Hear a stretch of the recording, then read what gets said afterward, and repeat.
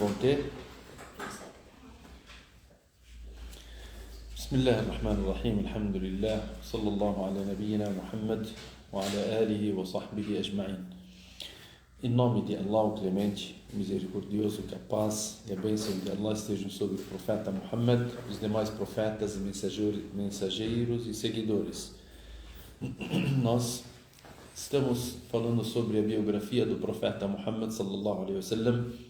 Na aula passada falamos sobre o nascimento do profeta Muhammad sallallahu alaihi wasallam e os sinais que Allah subhanahu wa ta'ala mandou no dia do nascimento do profeta Muhammad sallallahu alaihi wasallam.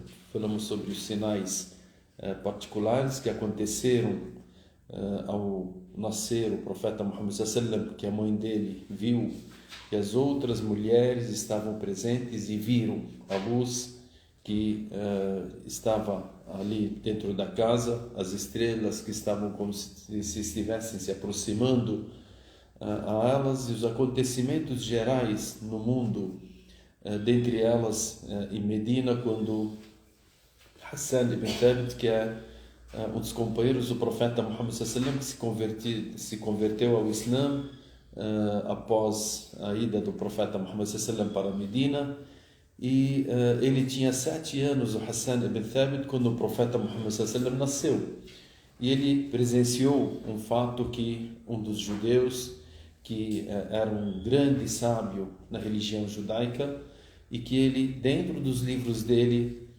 ele apontava que havia o último profeta que iria surgir naquela época, e ele saiu chamando todos os judeus de Medina e dizendo que a estrela do Ahmad, a estrela de Muhammad, já nasceu hoje.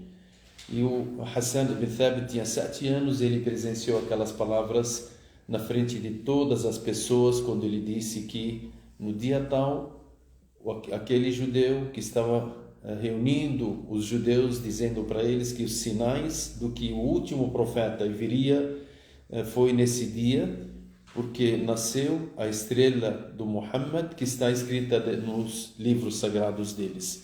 Então foi no mesmo dia que nasceu o profeta Muhammad sallallahu alaihi wasallam, ou no mesmo dia que as pessoas contavam naquela época, que era 50 dias após o exército do elefante forem destruídos por Allah subhanahu wa ta'ala. E também que naquele dia, na Pérsia também, que o rei da Pérsia, ele teve um sonho, e naquela noite que nasceu o profeta Muhammad sallallahu alaihi wasallam, o palácio dele se fendeu e caíram 14 varandas do palácio dele, e aquilo lá foi mencionado que, decifrado aqueles fatos, aqueles acontecimentos, que um profeta nasceu e que ele iria dominar esses locais, ou a religião que ele iria se espalhar e chegar naqueles locais após a morte de 14 dentre os reis da Pérsia. E isso aconteceu que em poucos anos os 14 reis da Pérsia eles morreram, e realmente chegou o Islã até aqueles locais. E citamos outros sinais também que aconteceram. Nós hoje vamos falar sobre a amamentação do profeta Muhammad sallallahu alaihi wasallam. Depois que o profeta Muhammad sallallahu alaihi wasallam nasceu, a primeira pessoa que amamentou ele foi a mãe dele. E dentre as pessoas que amamentaram o profeta Muhammad sallallahu alaihi wasallam, uma mulher chamada Thuwaiba, que ela, como nós tínhamos falado sobre ela, a Thuwaiba era a pessoa que era a escrava que estava com Abu Lahab, e ela presenciou o nascimento do profeta Muhammad sallallahu alaihi wasallam, e ela tinha uma criança recém-nascida, e ela deu o de mamar para o profeta Muhammad sallallahu alaihi wasallam também por alguns momentos. E a Thuwaiba, nós falamos que quando ela soube do nascimento, ouviu o nascimento do profeta Muhammad sallallahu alaihi wasallam, ela saiu correndo para falar para o seu tio, para dar a boa nova para o Abu Lahab, do que nasceu um sobrinho dele chamado Muhammad. E nós sabemos que o Abu Lahab ele não entrou no Islã, pelo contrário, ele era um dos maiores inimigos do Islã. Depois que o profeta Muhammad sallallahu alaihi wasallam cresceu e ele foi divulgando a mensagem do Islã. Só que a Thuwayba, quando ela saiu da casa onde nasceu o profeta Muhammad sallam, foi falar para o Abu Lahab, o tio do profeta Muhammad sallam, sobre o nascimento do sobrinho dele, que era o Muhammad. O Abu Lahab, ele ficou tão contente que ele libertou a Thuwayba. Disse para ela: você é livre pela causa de Allah, você é livre, né? Pela boa notícia que você me deu.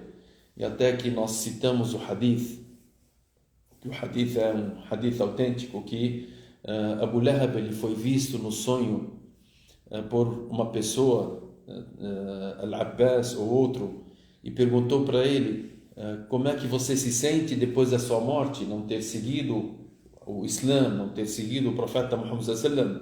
E ele disse: eu estou nas piores situações de castigo, a não ser na segunda-feira, toda segunda-feira, no momento quando a Thuwayba foi dar a boa nova para o Abu Lahab e ele a libertou, de ficar feliz com o nascimento do profeta Muhammad sallam, que Allah subhanahu wa ta'ala manda para ele beber um pouco de água, chupar um pouco de água dos seus dedos. Até ele apontou dizendo: entre esses dois dedos vem um pouco de água, e ele fica chupando toda segunda-feira. Isso porque ele se tornou uma pessoa feliz ao saber do nascimento do profeta Muhammad sallallahu alaihi wasallam.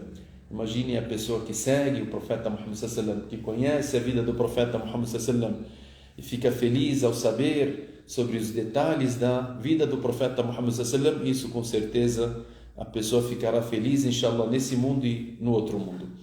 Então, as pessoas que amamentaram o profeta Muhammad sallallahu alaihi wasallam foi a mãe dele, Amina bint Wahab, a mãe do profeta Muhammad sallallahu alaihi wasallam.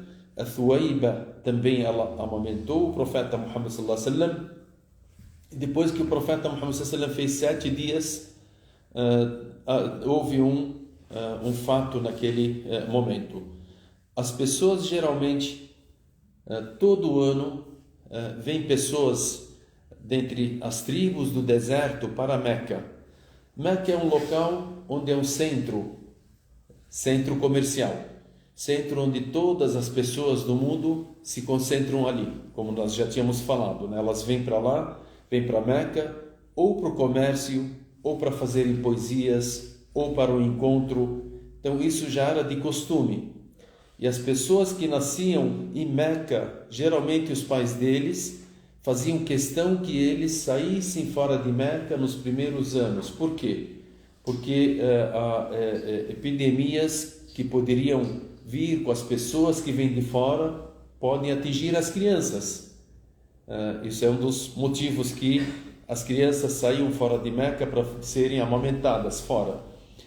Então, para que as crianças não pegassem doenças, antigamente não tinham o que nós temos hoje, as pessoas irem para o hospital para verem vacinas, isso e aquilo. Então, a criança ela poderia pegar qualquer tipo de doença de pessoas que vêm de fora.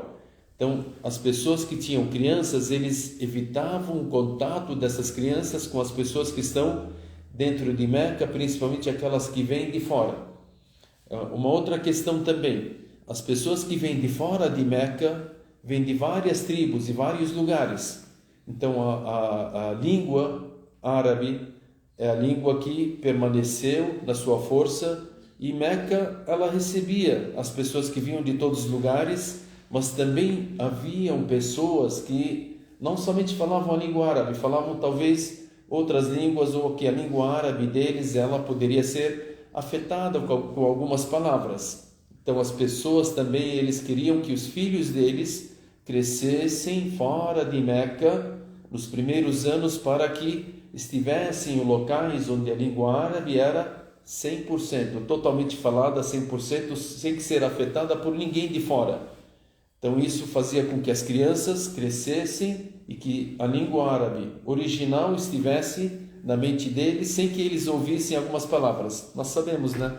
A pessoa que vai para o Líbano, que vem para o Brasil, que vai para outros lugares e tal, muitas palavras que a gente usa, elas não são nem árabe, nem portuguesa, nem brasileira, né? Então a gente começa a misturar, e às vezes tem palavras aqui no Brasil que as palavras árabes são centenas e centenas de palavras que são em árabe, né? que nós usamos hoje em português. Também lá no Líbano as pessoas fazem isso, né? O que preserva a língua árabe hoje original é o Alcorão Sagrado, é a Sunna do Profeta Muhammad sallallahu alaihi wasallam. Porque se ela fosse largada sem o Alcorão e sem a Sunna do Profeta Muhammad sallallahu alaihi wasallam, a gente iria ver a mistura que tem, né? E por isso que você percebe que cada país árabe ele fala de uma forma diferente. Eles falam na gíria. Essa gíria, o que é a gíria? É a mistura de várias línguas, né? Até que no Brasil, açúcar, o que é o açúcar? É uma palavra de árabe, né? Tudo que tem al e tem a no começo, talvez em espanhol principalmente, isso daqui vem do árabe.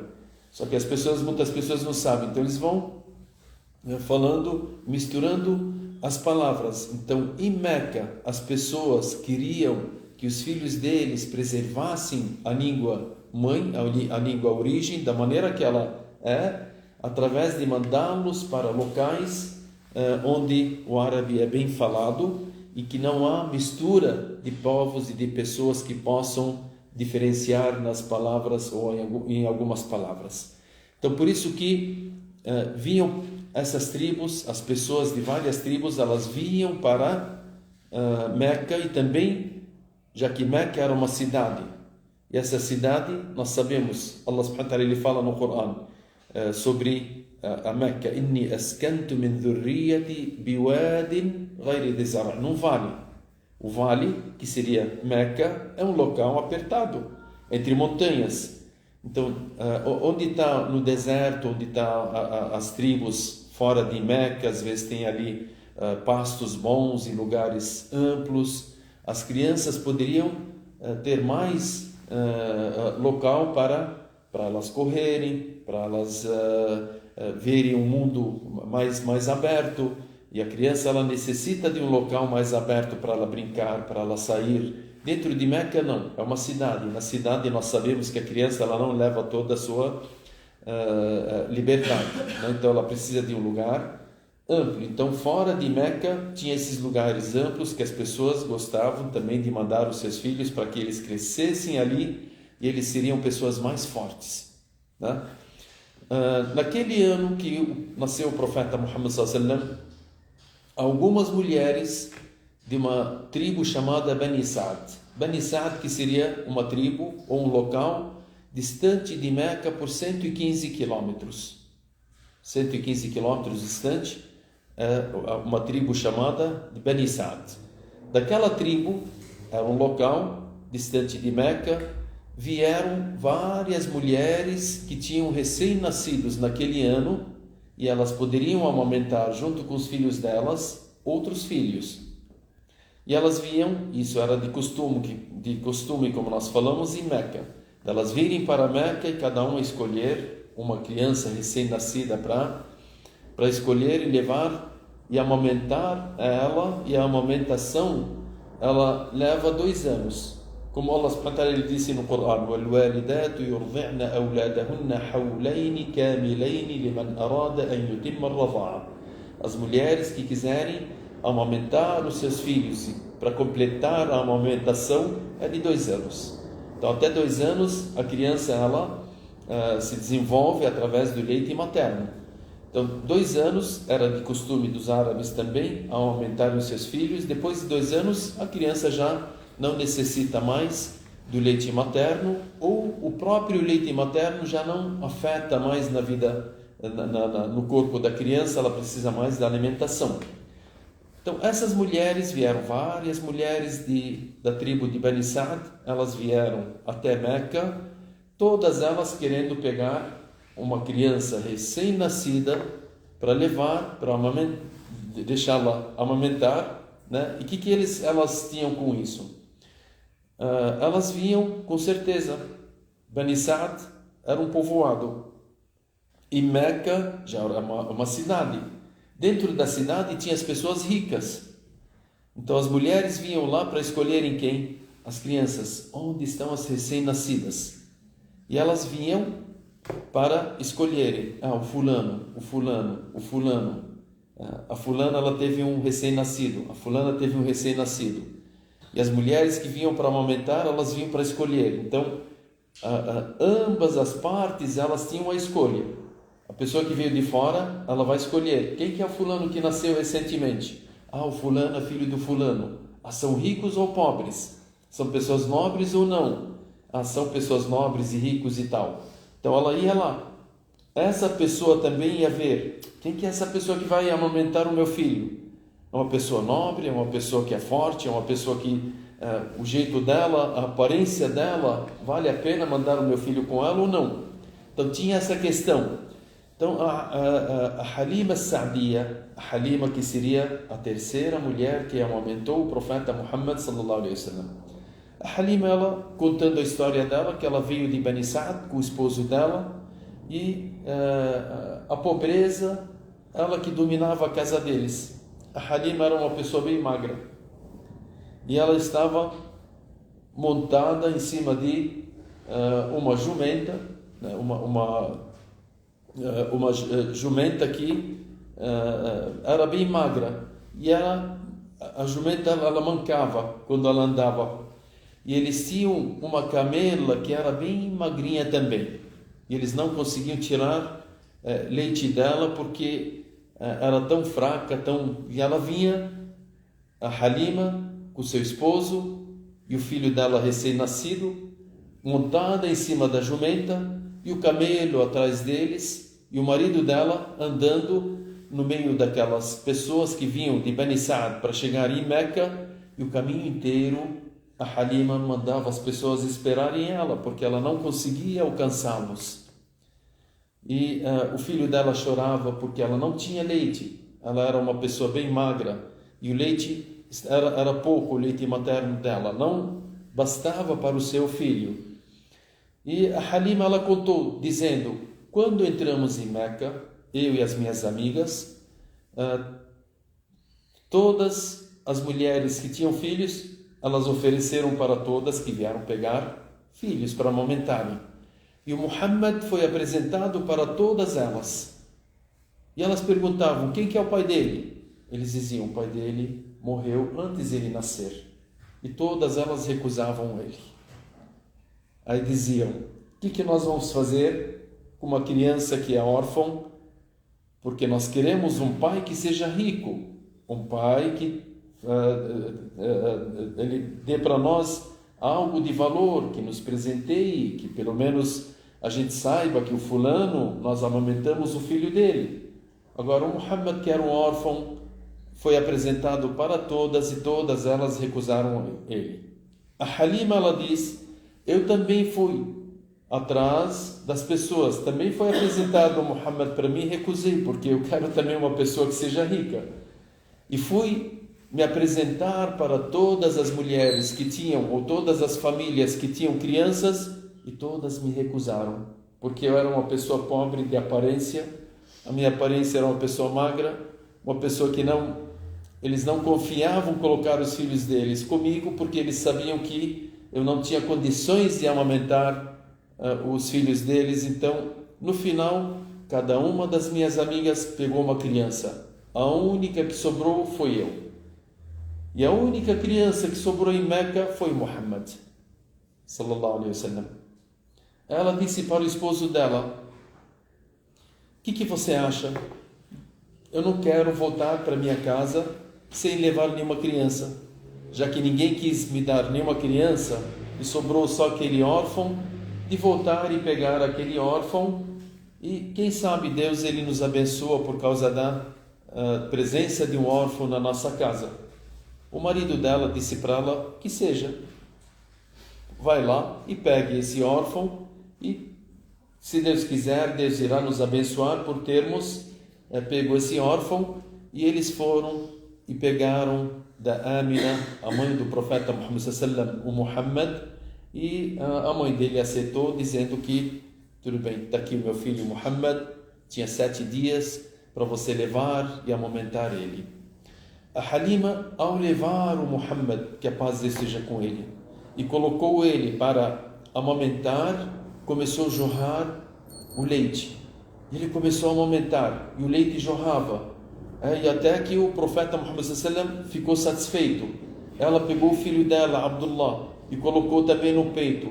E o filho dela foi amamentando até que também ficou satisfeito. E ela disse: foi a primeira noite, depois de muito tempo, que o meu filho Abdullah se sustentou e conseguiu dormir, sem chorar. Então, ela disse que naquela noite nós dormimos na melhor noite possível. De repente, o marido dela, ele saindo de Meca, ele foi lá para tirar leite, para ordenhar a camela, e a camela, ela dava uma gota, 2 gotas de leite. Foi lá para tirar, para eles beberem.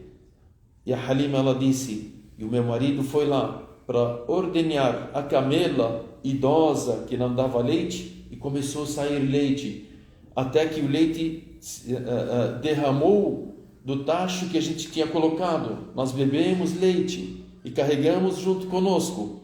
E andando de volta para casa, até a nossa jumenta, que estava doente, que estava magra, ela começou a ser forte, uma jumenta forte, e ela andava com força. E as pessoas que estavam me acompanhando, elas diziam: Halima, Halima, nos espere, o que está acontecendo com você? Na vinda você mandava a gente esperar, porque a sua jumenta, o seu camelo, vocês estavam cansados, magros, não tinham como andar. Agora você está bem na nossa frente. Ela disse: e nós sentimos a bênção de Deus naquele momento que nós pegamos o Muhammad alayhi salatu wassalam. A Halima, ela foi voltando, ela voltou para Bani Sa'd e ficou lá dentro da casa dela. Ela disse: nós sentimos a bênção de Deus em tudo, na nossa alimentação, no nosso leite, na alimentação da nossa família.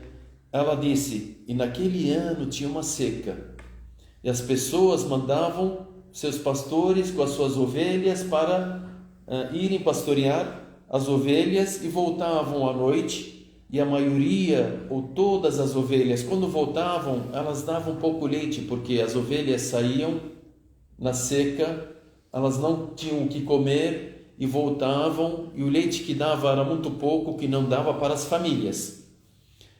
Diz que depois que o profeta Muhammad sallallahu alaihi wasallam chegou na casa deles,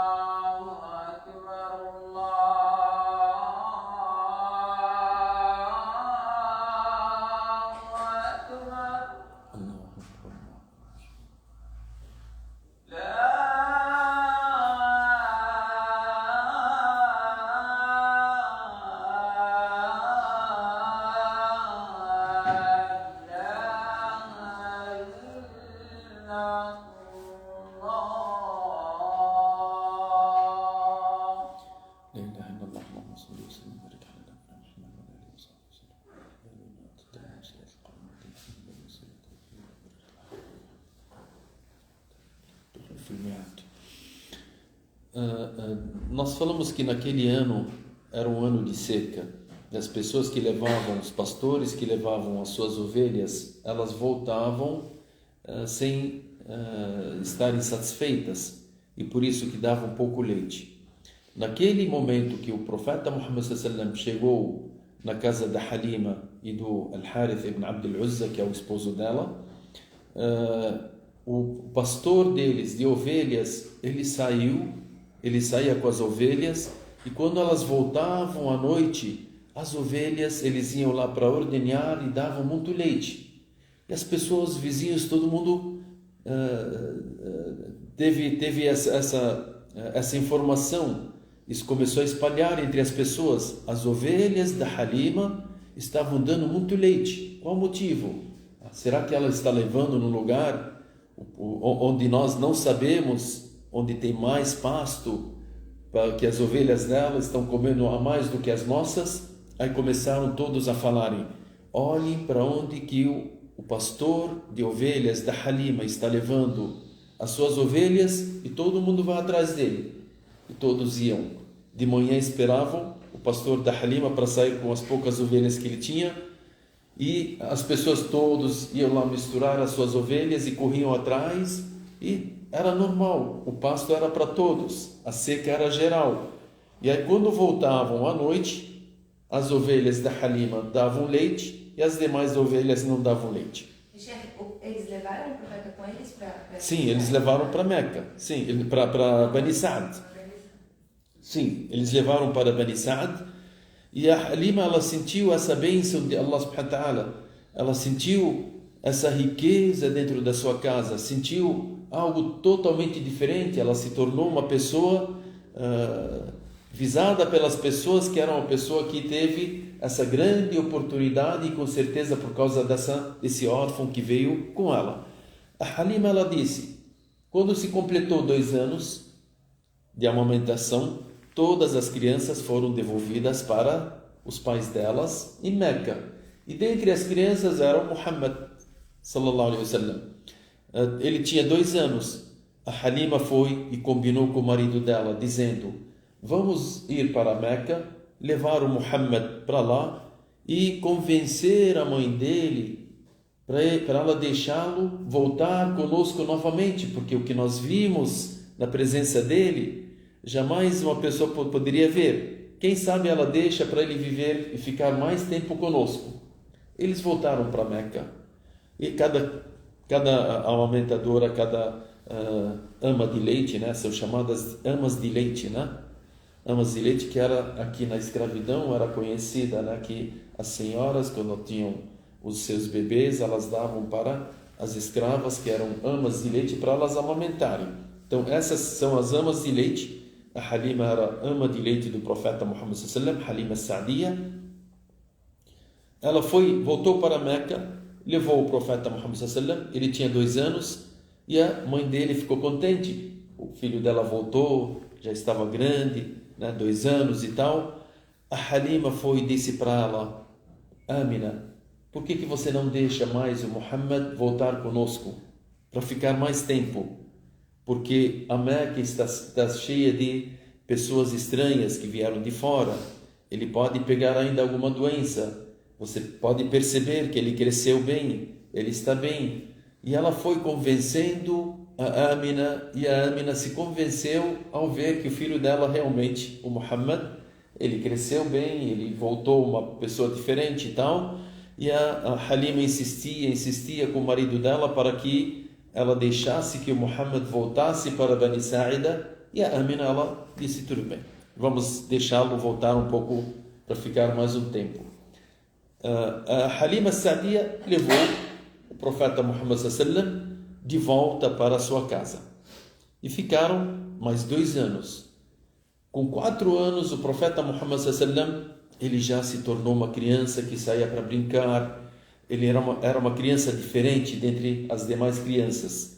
De repente, enquanto ele estava brincando com as demais crianças, os irmãos dele, Abdullah ibn al-Harith, que era o irmão de leite, e outras crianças da mesma idade, eles viram duas pessoas que vieram e pegaram o profeta Muhammad sallallahu alaihi wasallam, ele tinha 4 anos, e colocaram ele no chão e abriram o peito dele.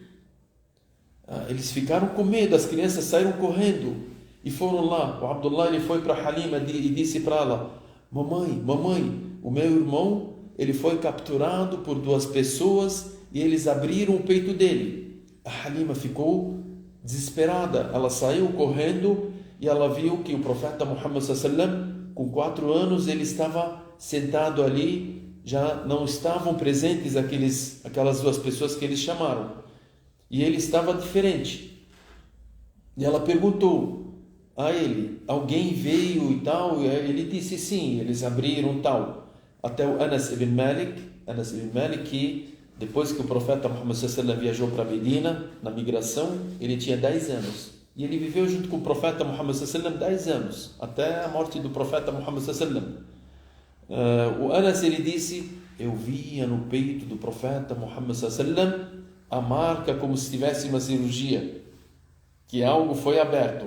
Quem que eram essas 2 pessoas? Era o anjo Gabriel e mais um outro anjo que Allah subhanahu wa ta'ala mandou, que eles abriram o peito do profeta Muhammad sallallahu alaihi wasallam, como está no hadith do profeta Muhammad sallallahu alaihi wasallam, que vieram 2 anjos, dentre eles o anjo Gabriel, e eles abriram o peito dele, tiraram o coração dele e tiraram uma parte do coração, e um dos anjos disse para o outro: essa parte é a parte do Satanás, nós tiramos. E eles jogaram e lavaram o coração do profeta Muhammad sallallahu alaihi wasallam com água, e a água que vem do paraíso, e com uma taça de ouro que o profeta Muhammad sallallahu alaihi wasallam estava vendo ali. E depois devolveram o coração dele, e eles passaram a mão e foram embora. Isso Allah subhanahu wa ta'ala, ele fala no Corão: Alam nashrah laka sadrak. Por acaso nós não deletamos ou abrimos o seu peito? Wa wada'na 'anka wizrak. E tiramos aquilo que possa, que todo ser humano ele tem uma parte onde você odeia, você quer fazer o mal, começa a imaginar as questões más na sua vida e tal, que vem do coração. Essa parte, Allah subhanahu wa ta'ala ordenou que esses 2 anjos tirassem do coração do profeta Muhammad sallallahu alaihi wasallam. Então ele não tinha mais nada daquele mal que poderia acontecer, o que acontece com todos os seres humanos. Allah subhanahu wa ta'ala tirou e purificou o coração dele. Tirou e purificou totalmente o coração dele. A Halima, ela ficou com medo. Ela olhou e realmente ela viu uma marca no peito dele, uma marca estranha. E ela viu que o profeta Muhammad sallallahu alaihi wasallam ficou meio pálido depois que ela viu ele naquele momento. Até que tem um hadith que fala que os 2 anjos, eles, ao tirarem isso do peito dele, e eles estavam junto com o profeta Muhammad sallallahu alaihi wasallam, um anjo disse para o outro: pese ele por 10 homens. Aí o profeta Muhammad sallallahu alaihi wasallam, ele disse: eles me pesaram, me colocaram na balança, me pesaram por 10 homens. Eu pesei os 10 homens. Aí ele disse: pese ele por 100 homens. Aí me pesaram por 100 homens, eu pesei eles. Ele disse: pese ele por 1000 homens. Aí pesaram ele por 1000 homens, e ele disse: aí eu pesei os 1000 homens. Isso em relação à fé. Aí um anjo disse para o outro: se você colocasse o mundo inteiro para pesar, e ele na outra balança, ele irá pesar o mundo todo. Isso significa que o profeta Muhammad sallallahu alaihi wasallam, ele tem uma fé que Allah subhanahu wa ta'ala deu a ele, que pesa pelo mundo todo. Todas as pessoas, desde Adam até a última pessoa, o profeta Muhammad sallallahu alaihi wasallam é a pessoa mais nobre que já foi criada na face da terra, ou em todos os momentos. A Halima, nesse momento, depois que ela viu o profeta Muhammad sallallahu alaihi wasallam dessa maneira, meio pálido, e ela viu aquele sinal, ela ficou temendo pelo Muhammad e disse para o marido dela: imagine se acontecer algo de mal ao Muhammad, o que nós iremos dizer para a mãe dele? Isso fica feio para nós. Nós fomos lá, insistimos que ele está em mãos seguras, a gente vai protegê-lo da melhor forma, ele vai viver conosco, ele tal, você viu, durante 2 anos, mas nesses 2 anos, agora aconteceu isso com ele, vai que aconteça algo com ele, aí nós não poderemos justificar isso para a mãe dele, vamos devolvê-lo para a mãe dele. E com 4 anos, eles levaram o profeta Muhammad sallallahu para a Meca e devolveram para a mãe dele. E a Halima, devolvendo lá, a mãe dele disse: qual o motivo? Ela disse: não há motivo, mas eu acho que já basta 4 anos e tal. No final a Halima disse: olha, só que eu vou contar algo que nós vimos. Ela disse: o que vocês viram? Ela disse: nós vimos, os irmãos dele viram que 2 pessoas vieram, que abriram o peito dele e que aconteceu isso, isso e aquilo.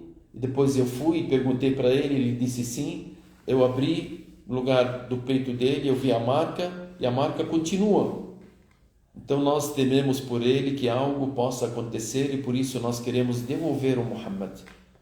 A Amina, a mãe dele, ela não estranhou. Ela disse para Halima: eu vi ao nascer o Muhammad uma luz que jamais eu vi na minha vida. E quando estava grávida de Muhammad, eu não sentia gravidez de maneira alguma. Então tem algo específico para esse menino que está acontecendo, e isso que você falou faz parte da vida dele, porque ele é uma pessoa escolhida por Allah. E a Halima, ela voltou e ele permaneceu com a mãe dele. A mãe dele, subhanallah, foi criando ele. Aos 6 anos, a mãe dele levou ele para visitar os seus tios em Medina, porque a Amina, ela é de Medina, como nós já tínhamos falado. Amina bint Wahb, ela é de Medina Munawwara. Então os tios do profeta Muhammad sallallahu, por parte da mãe, estavam morando em Medina, e ela queria que o filho dela fosse para Medina para conhecer os seus tios maternos. E eles foram para Medina, a Amina com o profeta Muhammad sallallahu, permaneceram lá durante 1 mês. Depois de 1 mês de ficarem com a família dela, e o profeta Muhammad sallallahu conhecer a família dele, e ele tinha 6 anos naquele momento, ela voltou para Meca.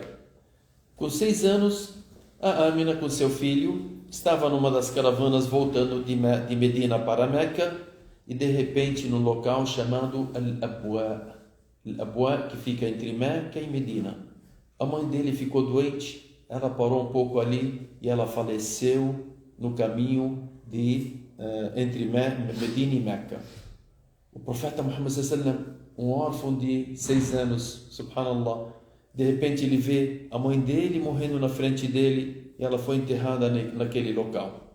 O profeta Muhammad sallallahu, imagine a situação dele, um órfão de pai, de repente a mãe, ela morre na frente dele, ele com 6 anos, e as pessoas foram e levaram, depois de enterrarem a Amina, a mãe dele, ali naquele local no Abwa, levaram ele para Meca. Levando ele para Meca, o avô dele, que era Abdul Muttalib era uma pessoa nobre, como nós já tínhamos falado, que as histórias que aconteceram com Abdul Muttalib. Abdul Muttalib tinha vários filhos. Esses seus filhos, eles enobreciam bastante Abdul Muttalib. Eles colocavam um tapete perto da Kaaba e eles rodeavam ali, e ninguém conseguia sentar naquele tapete antes que chegasse Abdul Muttalib para sentar. Ele era uma pessoa nobre, uma pessoa que as pessoas enobreciam. Eles tinham medo dele porque tinha vários filhos e era uma pessoa já conhecida ali em Meca. E ninguém se atrevia a sentar no tapete do Abdul Muttalib. Abdul Muttalib, quando veio o Muhammad, trouxeram ele para Meca, ele falou: o Muhammad fica por minha conta, para mim sustentar ele e para mim dar todo o apoio a ele. E o profeta Muhammad sallallahu alaihi wasallam, com 6 anos, 7 anos, ele vinha em Meca, vinha andando sozinho, ia lá sentar naquele tapete. E os tios dele e as pessoas diziam: não, tirem aquela criança. Aí vinha o Abdul Muttalib, ele dizia: não, deixem ele, porque esse meu filho ele tem uma posição nobre. Esse meu filho ele tem uma posição nobre, porque as pessoas foram sentindo sinais desde o nascimento do profeta Muhammad sallallahu alaihi wasallam nessa criança, a maneira que ele foi crescendo, a bênção que ele tinha, a luz que ele tinha. Depois que Allah subhanahu wa ta'ala purificou o seu coração, ele era uma pessoa de destaque entre todas as crianças e as pessoas, até as pessoas ali em Meca adoravam estátuas, faziam isso e aquilo, e ele não. Ele era uma pessoa que era movida por Allah subhanahu wa ta'ala. Por isso que o profeta Muhammad sallallahu alaihi wasallam ele diz: "Addabani Rabbi fa ahsana ta'dibi." Allah me educou e ele me educou da melhor forma. Então ele foi educado e foi já sendo levado toda a sua vida por Allah subhanahu wa ta'ala. Por isso a pessoa pode perguntar: qual o segredo que Allah subhanahu wa ta'ala fez com que o pai dele falecesse quando era antes de nascer, e depois a mãe dele? Depois de 2 anos faleceu o avô dele, subhanallah. Ele tinha 7 anos, depois de 1 ano faleceu o avô dele, Abu Talib. Então Abu Talib, quando faleceu, o profeta Muhammad sallallahu alaihi wasallam também sentiu que era a pessoa que acolhia ele, a pessoa que estava sempre junto com ele, a pessoa que dava todo o apoio a ele. De repente também morre essa pessoa que era totalmente apoiadora a ele, como se Allah subhanahu wa ta'ala estivesse falando: ninguém desse mundo vai ter o privilégio, né? Aquele privilégio de falar: eu que criei o Muhammad. Não, ele foi criado por Allah subhanahu wa ta'ala. Ele foi passando de fase em fase, foi passando de pessoa para pessoa, só que todas elas se beneficiaram antes do profeta Muhammad sallallahu alaihi wasallam ser beneficiado, porque Allah subhanahu wa ta'ala prometeu que iria protegê-lo, Allah prometeu que iria educá-lo, Allah que foi colocando tudo que o profeta Muhammad sallallahu alaihi wasallam necessitava na sua vida, até ele se tornou o profeta de Allah subhanahu wa ta'ala. E ali, quando faleceu Abu Talib, o profeta Muhammad sallallahu alaihi wasallam, com certeza ele ficou triste. É um ser humano, onde o seu avô ele faleceu, que dava todo o apoio a ele. Depois de Abu Talib, as pessoas sentiam, os filhos do Abu Talib, eles viam como o Abu Talib tratava o Muhammad, e ele recomendou o profeta Muhammad sallallahu alaihi wasallam para que seja uma criança bem adotada, uma criança que seja bem tratada. E depois da morte do Abu Talib, Abdul Muttalib, que é o avô dele, Abu Talib, que é o tio dele, o tio do profeta Muhammad sallallahu alaihi wasallam, Abu Talib, que levou o profeta Muhammad sallallahu alaihi wasallam para adotá-lo na sua casa. Então nós vamos falar, inshallah, sobre a partir do momento que o Abu Talib foi a pessoa que adotou o profeta Muhammad sallallahu alaihi wasallam. O que aconteceu depois dessa fase, como o profeta Muhammad sallallahu alaihi wasallam ele viveu, como é que foi crescendo em Meca, de mão em mão, subhanallah, seu pai que faleceu antes de nascer, da Halima as-Sa'diya até 4 anos, depois a sua mãe até os 6 anos, depois o avô dele, Abdul Muttalib, até os 7 anos, depois que faleceu Abdul Muttalib, que é o avô dele, passou para Abu Talib, que seria o tio dele. Esperamos que Allah subhanahu wa ta'ala nos ensine aquilo que é benéfico para nós nesse mundo e no outro mundo, que a paz e a bênção de Allah estejam sobre o profeta Muhammad sallallahu alaihi wasallam, que faça com que a gente aprenda a vida do profeta Muhammad sallallahu alaihi wasallam da melhor forma, para que sejamos dentre os seguidores reais da vida do profeta Muhammad sallallahu alaihi wasallam.